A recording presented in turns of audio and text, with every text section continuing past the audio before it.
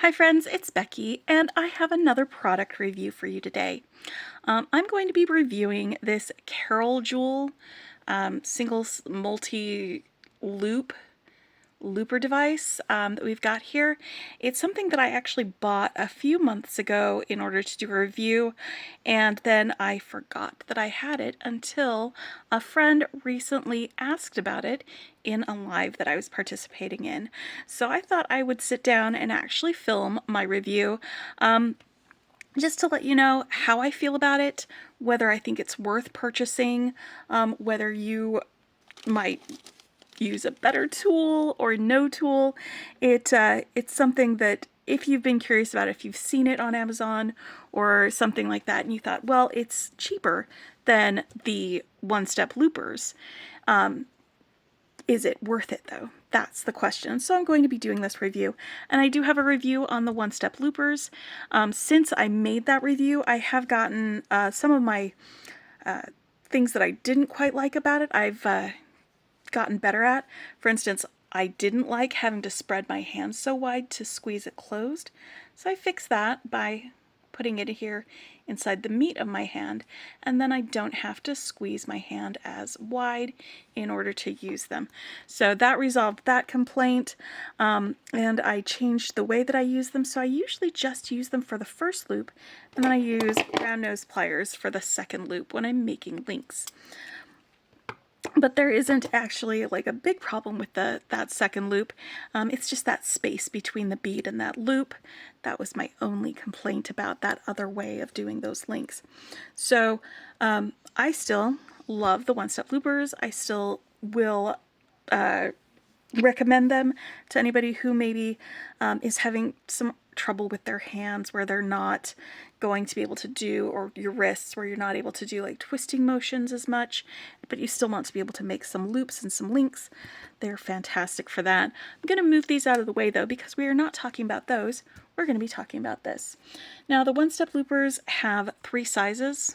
You've got the 1.5 millimeter, 2.25, and 3 millimeter loops that you can make, and each one of those is between $25 and $30.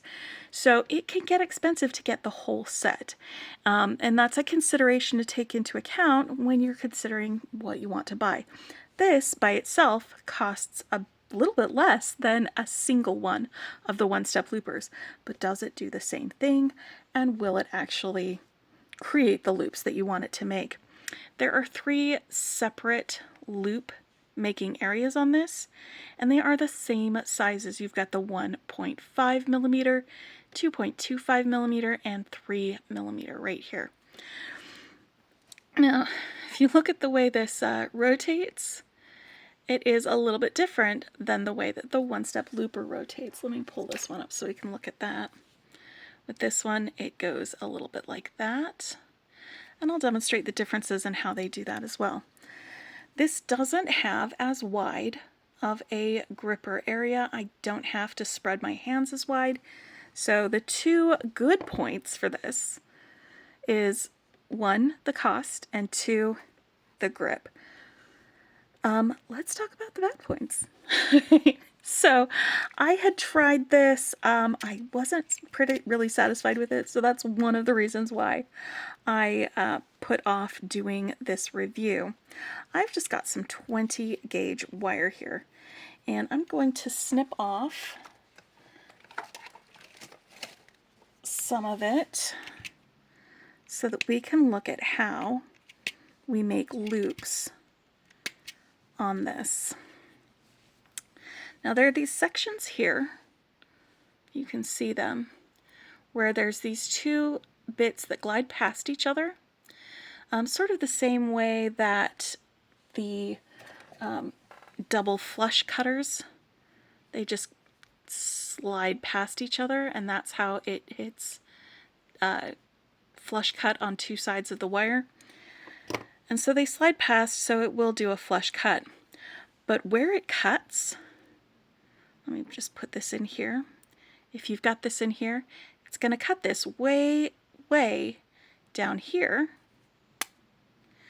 And then when you squeeze that, it loops around but it doesn't cut it next to the end of the loop. So you end up with a bit of wire that you're just going to have to cut off anyway. And I didn't do a bend. You can do a bend with it, but then you're going to want to do another little bend in order to get yourself a proper loop on the end of that with your simple loops. So it's not going to cut your wire for you. That's one of the steps that it will not do for you. If you do have it a little bit shorter, you're going to want this end to be where that little protrusion here on the side, right here, this little triangle protrusion. You want the end of your wire to be over there, far enough that I can push it over. Hold on. See how frustrating this is? A little bit larger. Oh, it's sliding off. All right. So that made another loop, and that's going to work great for the first loop. But then when you go to add a bead to what you're making, let me just grab one of my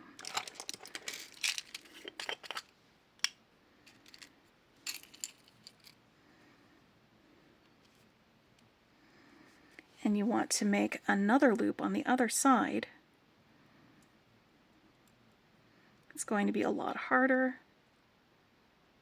You can't get that bead right up against it.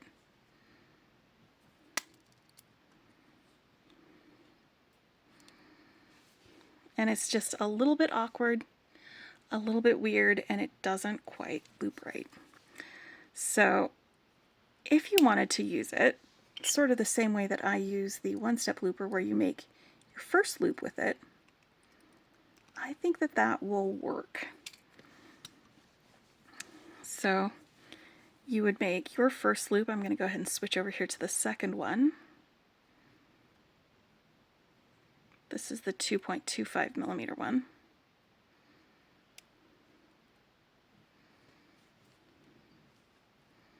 So you'd make your first loop, so you've got a little eye pin. You'd add a bead, and then you'd make your additional loop the traditional way, where you bend over your wire, you cut off some excess. This is the multi-step function of this, and then use a round nose plier to do it. This will work if you just want to do the beginning loop on a link and then use a traditional way of making the loop with the other tools for the other link.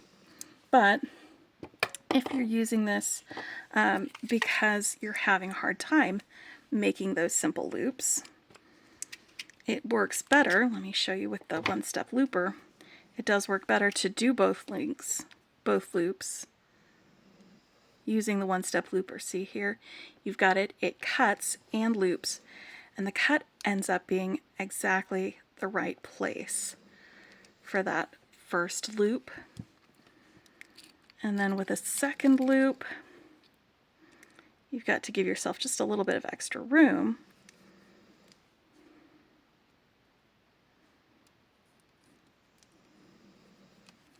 But it will loop it, it will cut it, and you can have a second loop without having to do all of those extra steps, which is why I will recommend the one-step looper, but probably won't recommend the multi-size looper tool that we've got here. It's not a great design to have the wire cutting portion so far away from where the loops are going to catch. It's like way over here instead of being next to it. And so you end up with all that extra little bits of wire that you've got to cut off yourself. It's much more difficult to do that second loop. And this sliding off, there we go. it gets a little bit stuck, like it's not popping back unless I pull it, the spring. I guess the fact that it's not a very strong spring means that it's not going to be difficult for someone to squeeze. But between the two of these, this is a better tool. It's just more expensive, and that's the long and the short of it. Now, I usually, when I do a review for a tool or a tool set, I like to give it the benefit of the doubt. I like to try it for a certain amount of time to get a feel for it, to wrap things up at the end of it. I'm having such a difficult and awkward time with this right now that I don't know if I want to spend an entire week doing a bunch of projects with it. But for the sake of this review, I'll go ahead and put that away. I'm going to keep my cutter, my chain nose pliers, and I don't think I need these, but I'll keep them around in case I need to change some of the stuff here. And I'll just make a couple of earrings real quick using this 20 gauge wire and this looper. And we'll see at the end of this if I still feel the same way about it as I felt just now when I was telling you about it. So let's grab some fun beads to do some loops with. I think I'm going to start with this one, and this one, and I'm just going to do some links. Start at the bottom, go all the way up to the top with some links, and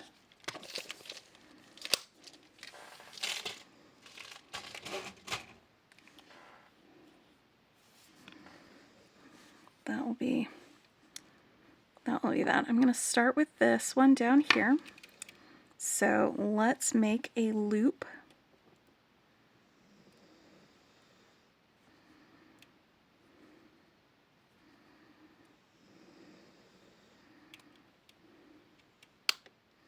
Oh, and that was too long. There really isn't a guide for where you want that to be. Once more, not really enjoying the process, but that's okay. So I'm making a loop right here. And then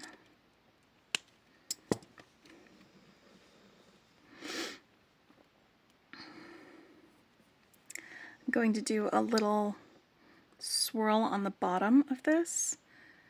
So it's kind of like a head pin, but I started out a little bit different. I'm not going to use this for it. I'm going to use the round nose pliers. Start right here at the very end of my round nose pliers. Just curve that wire in until it goes back on itself. And then gently, a little bit at a time, curve that around, and we're just going to make a spiral. That's going to be just the bottom portion of the earring. This way I don't have to use a head pin, although I could use a head pin. That is something I could do. There we go. So now I've got that bit there. All right, the next bead.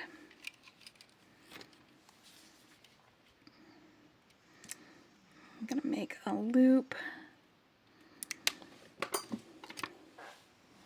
Drop my bead. And then get another one. Because that is what I am doing today. That's fine. We're just doing a real quick pair of earrings just to use it for an entire project. Alright. So that one was too short. It's a little awkward holding it so that you can see what I'm doing in the camera. The other was too long. That one's too short. See, there isn't a real good guide of where to put the wire, or how far or how deep it should be in there. So, is that long enough? Too long? It's a little on the short side.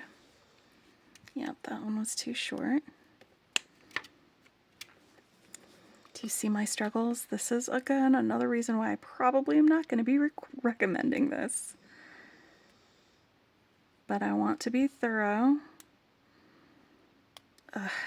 Still too short. Alright, let's do it a little bit longer and I can just cut off the excess. There we go, after it gets in there.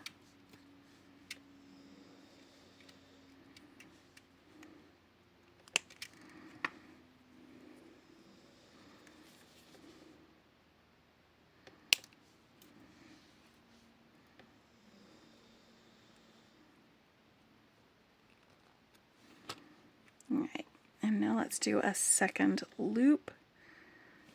This is going to be a little less fun, I think.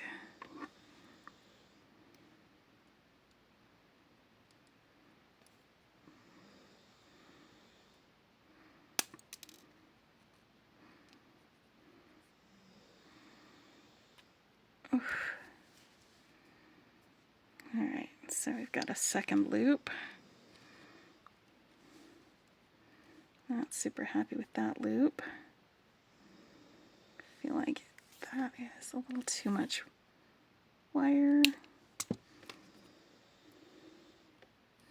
And it's there's so much room between the loop and the rest of it. I think probably more room than there is the one-step looper. Okay, so now that I've got my two simple loops there, I can swing this loop open, hook it on here, and then close it.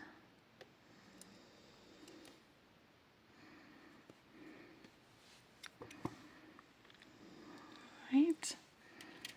And one more. Let's see if we can do a better job with this one. All right. Now.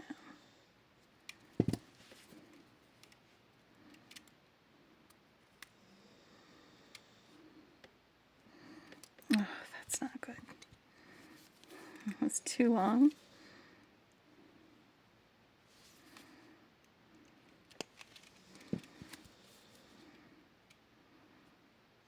Just a little bit too long, but not too long. Nope, too short. Sure, I'm using up a bunch of wire for this. Go slow.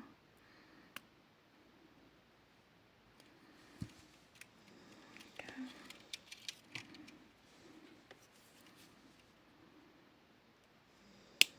A little too much wire left over. I guess if you don't mind going in and snipping off the excess and everything, then it does make a loop. It does. All right, friends, there we go.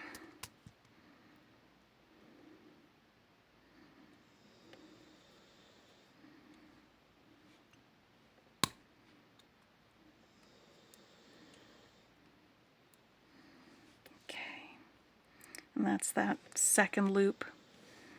It's weird looking. That's okay. It's like an elongated drop shape instead of a round shape.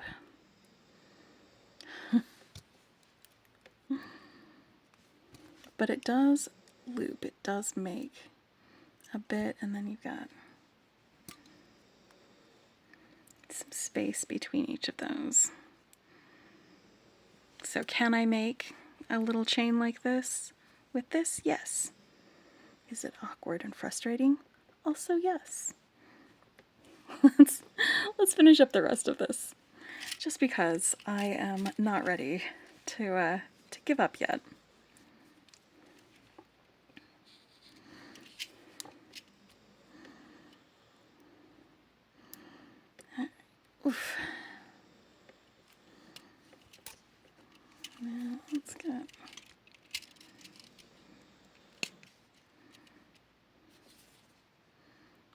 extra bit of wire off of there. Close it up.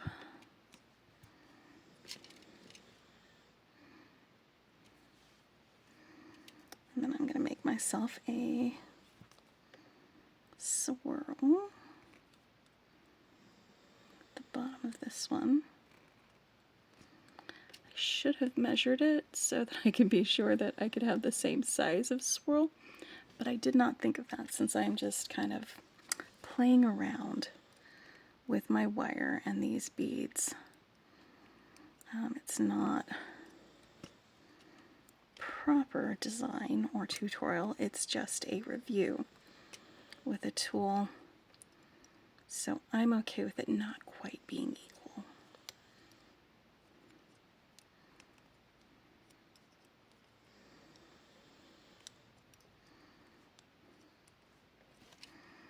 And you know what? It's close enough that nobody will ever know. There'll be an entire face between each of the earrings. Alright, let's do this again. I'm just going to cut this off the spool for each of these, because it is just getting more awkward than it needs to be.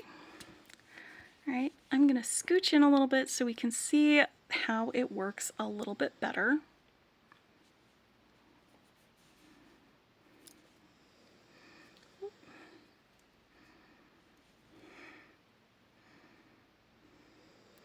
Alright, I think that that's far enough, but maybe not too far. There we go. Did I accidentally get exactly the right length? Maybe. Good for me. Practice.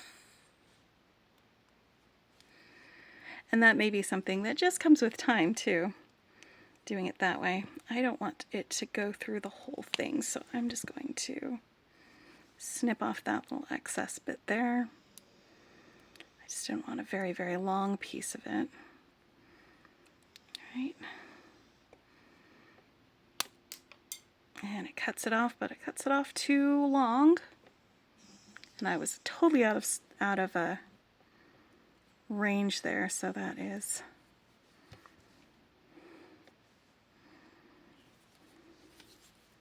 something I'm going to repeat so that you can see it a little bit better. Too much wire, and then it's bent at a real weird angle.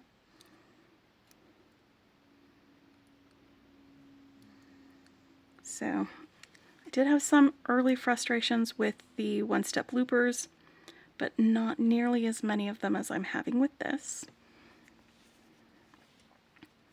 And again, with practice in the one-step looper, a lot of my frustrations have gone away.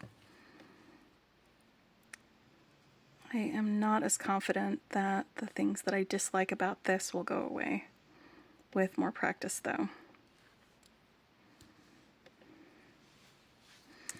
And I couldn't remember where I put it that time for the right length.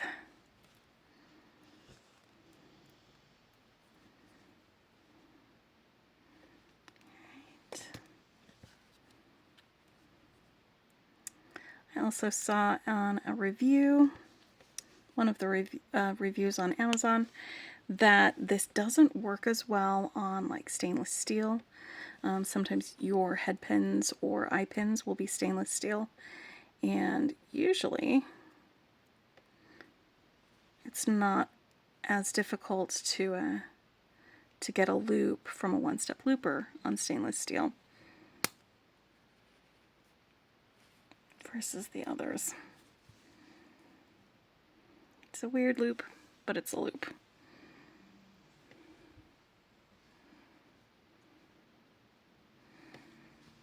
All right, friends.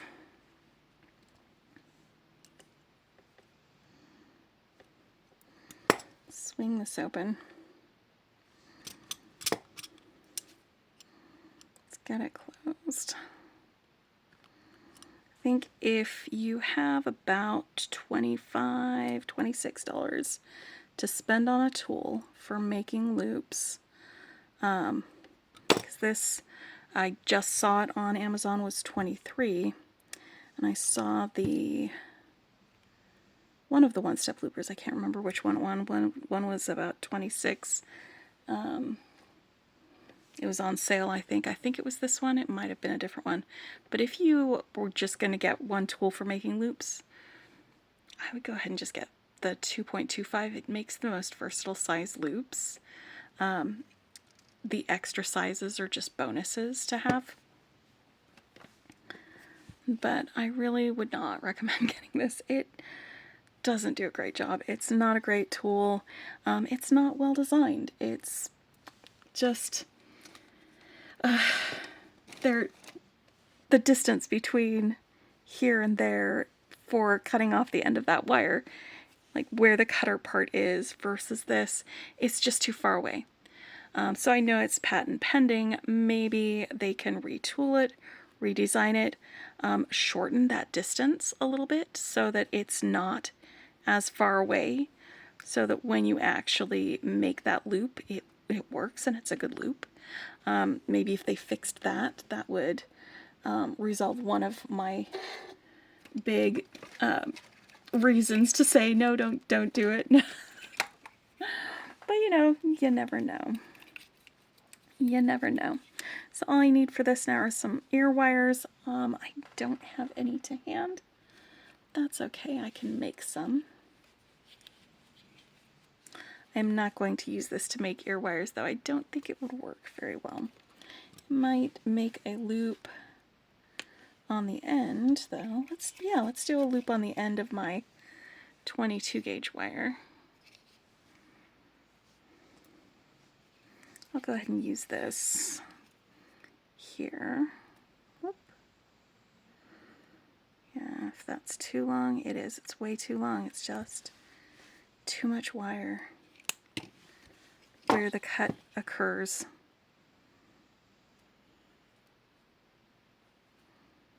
Alright, so I made a little loop on the end of my 22 gauge wire. It's a different shape of loop than I usually do for my ear wires. That's okay though.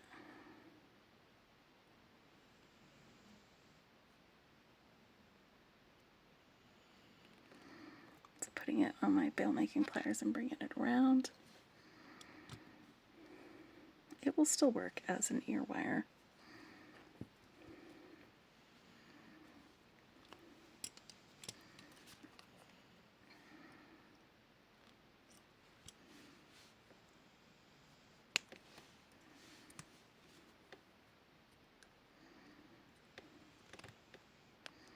And just work hardening my ear wire real quick.